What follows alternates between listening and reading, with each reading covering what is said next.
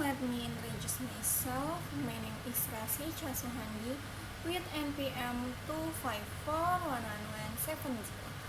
from Management 825. In this video, I will explain about focus group discussion or FGD.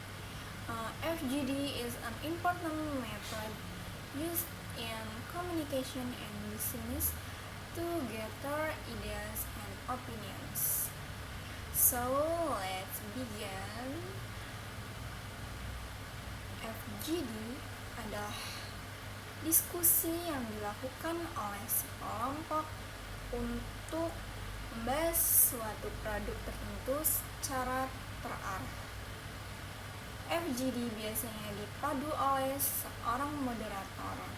Tujuan utama FGD adalah untuk mendapatkan pendapat, ide, solusi dari peserta diskusi. Tujuan FGD antara lain: yang pertama, mengumpulkan informasi digunakan untuk mengetahui pendapat banyak orang. Yang kedua, mencari solusi masalah diskusi, membantu menemukan solusi bersama. Yang ketiga, mengembangkan ide. Peserta dapat saling bertukar pikiran. FGD memiliki beberapa unsur penting, yaitu moderator atau memimpin diskusi. Peserta diskusi, topik yang dibahas, suasana diskusi yang kondusif. Moderator berperan penting untuk menjaga diskusi tetap terarah. Tahapan FGD: yang pertama, pembukaan. Moderator menjelaskan tujuan diskusi. Yang kedua, diskusi inti, serta menyampaikan pendapat. Yang ketiga, penutup, menarik kesimpulan dari hasil diskusi. FGD memiliki beberapa kelebihan, yaitu mendapatkan banyak ide dalam waktu singkat, meningkatkan kerjasama tim, membantu memahami berbagai sudut pandang.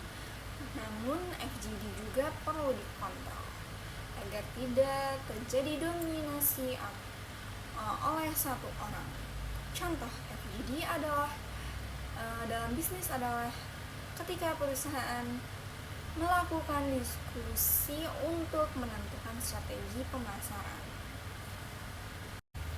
Setiap anggota tim memberikan pendapat, kemudian dipilih solusi terbaik. FGD adalah metode diskusi yang efektif untuk mengumpulkan ide dan menyelesaikan masalah. Dan FGD, komunikasi dalam kelompok, menjadi lebih aktif dan produktif. Selanjutnya kita akan membahas lebih dalam mengenai faktor yang mempengaruhi keberhasilan focus group discussion atau FGD.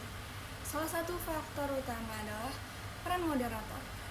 Moderator harus mampu mengatur jalannya diskusi agar tetap fokus pada topik.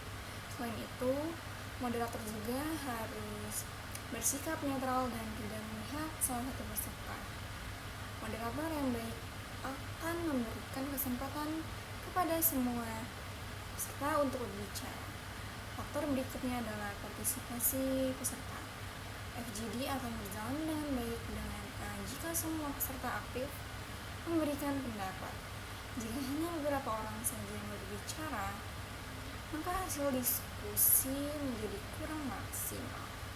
Oleh karena itu, penting untuk menciptakan suasana yang nyaman agar semua peserta berani berbicara. Selanjutnya adalah lingkungan atau suasana diskusi. Suasana yang kondusif akan membuat peserta lebih fokus dan terbuka dalam menyampaikan ide. Lingkungan yang tenang dan nyaman sangat mendukung jalannya FGD yang efektif. Selain itu juga, kejelasan topik sangat penting. Topik yang jelas akan membantu peserta memahami arah diskusi. Jika topik terlalu luas, tidak spesifik, diskusi bisa menjadi tidak terarah. Kemudian kita juga perlu memahami teknik pelaksanaan FGD yang baik. Yang pertama, moderator harus memulai dengan pertanyaan yang sederhana dan mudah dipahami. Hal ini bertujuan untuk membuka diskusi dan membuat peserta merasa nyaman. Yang kedua, menggunakan pertanyaan terbuka. Pertanyaan terbuka memungkinkan peserta memberikan jawaban yang lebih luas dan mendalam. Yang ketiga, moderator harus mampu mengelola waktu. Setiap sesi diskusi harus memiliki batas waktu agar semua topik dapat dibahas dengan baik. Keempat, mencatat hasil diskusi. Hasil FGD perlu didokumentasikan agar dapat digunakan sebagai bahan evaluasi atau pengambilan keputusan. Selain itu, terdapat beberapa jenis FGD yang sering digunakan dalam dunia bisnis. Yang pertama, FGD eksploratif. Digunakan untuk menggali ide atau informasi awal tentang suatu topik. Kedua, FGD evaluatif maksudnya. Digunakan untuk menilai suatu produk, layanan, atau program. Yang ketiga, FGD mengambil keputusan. Digunakan untuk menentukan solusi terbaik dari suatu masalah.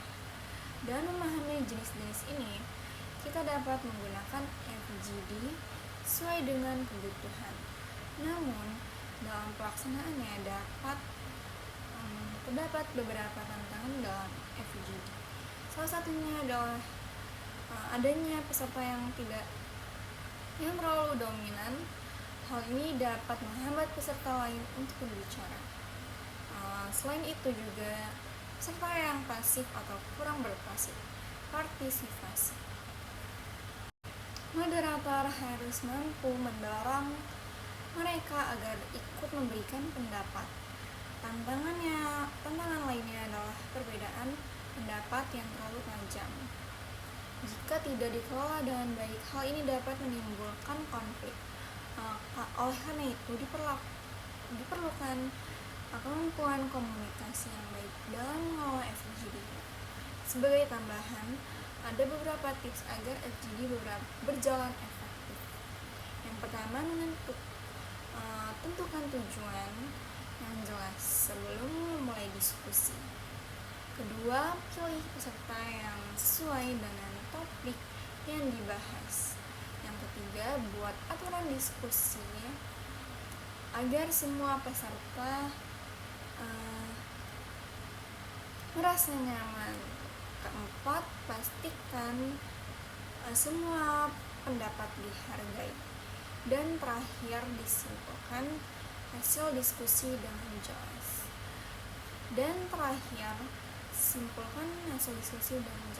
Dengan menerapkan hal-hal tersebut, FGD dapat menjadi metode yang sangat efektif dalam komunikasi bisnis. Sebagai penutup dari materi ini, dapat disimpulkan bahwa Focus Group Discussion atau FGD merupakan metode diskusi yang sangat penting dalam dunia bisnis. FGD membantu dalam mengumpulkan ide, memahami berbagai sudut pandang, serta menemukan solusi secara bersama.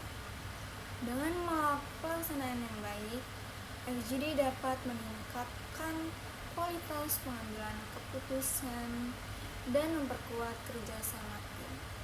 So that's all my explanation about FGD. I hope this explanation is useful and easy to understand for all of you guys. See you in the next video.